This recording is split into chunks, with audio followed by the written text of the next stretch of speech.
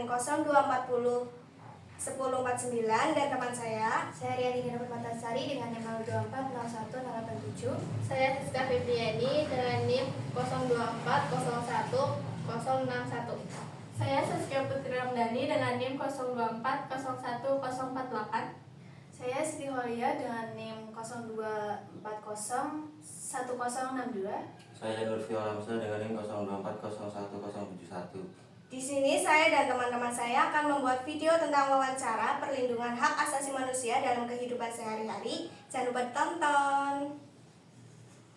Assalamualaikum warahmatullahi wabarakatuh. Hai guys, saya Saskia sebagai host di sini dengan narasumber kita, Kavio.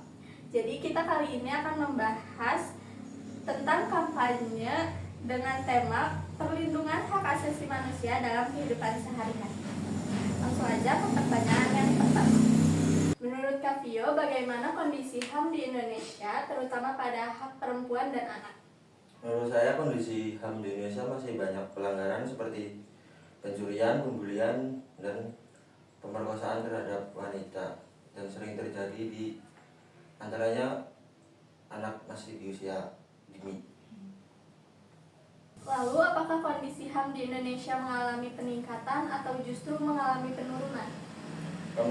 Komnas HAM menyimpulkan bahwa penegakan hak asasi manusia pada tahun 2019 belum mengalami kenaikan. Namun pada tahun 2022 indeks HAM mengalami peningkatan dan pada tahun 2023 kembali mengalami penurunan. Kira-kira apa yang menjadi akar masalah HAM di Indonesia? Akar masalah HAM di Indonesia terdiri dari beberapa faktor, yaitu faktor internal yang meliputi intoleransi, kurangnya kesadaran terhadap HAM, minim empati dan sikap egois, dan ada juga faktor eksternal yaitu penyalahgunaan kekuasaan dan lemahnya sistem hukum.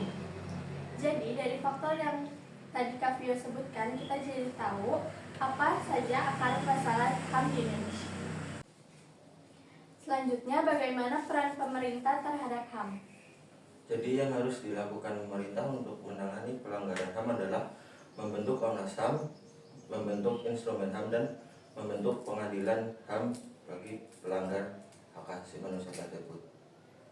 Apa sih yang menjadi kendala dalam penegakan HAM? Yang masih menjadi kendala penegakan HAM di Indonesia yaitu ada beberapa hal seperti ketidakstabilan politik, perbedaan suku, ras, agama, dan etis yang berujung pada pelanggaran HAM, dan masih banyak kebijakan yang tidak memperhatikan hak-hak masyarakat dan menimbulkan kekacauan. Lalu menurut Kavio, apa sih masalah HAM yang paling mendesak untuk diselesaikan? Untuk masalah HAM yang paling mendesak yang harus cepat diselesaikan yaitu kasus pembunuhan di luar kepolisian dan penahanan sewenang-wenang yang dialami oleh masyarakat Papua beberapa waktu lalu yang menimbulkan banyak korban jiwa. Selanjutnya, bagaimana kesadaran masyarakat Indonesia mengenai penegakan HAM? Kesadaran masyarakat Indonesia mengenai penegakan HAM mengalami peningkatan, namun masih ada beberapa tantangan, yaitu kesenjangan pendidikan dan kurang tahunya mereka terhadap hak mereka. Dan masyarakat dengan latar pendidikan rendah masih kurang paham tentang penegakan HAM dan menimbulkan mereka melakukan pelanggaran HAM. Lalu, apa solusi yang konkret untuk menegakkan HAM di Indonesia? Alangkah baiknya untuk pemerintah itu membentuk lembaga yang berwenang seperti Komisi Nasional Hak Asasi Manusia dan Pengadilan HAM.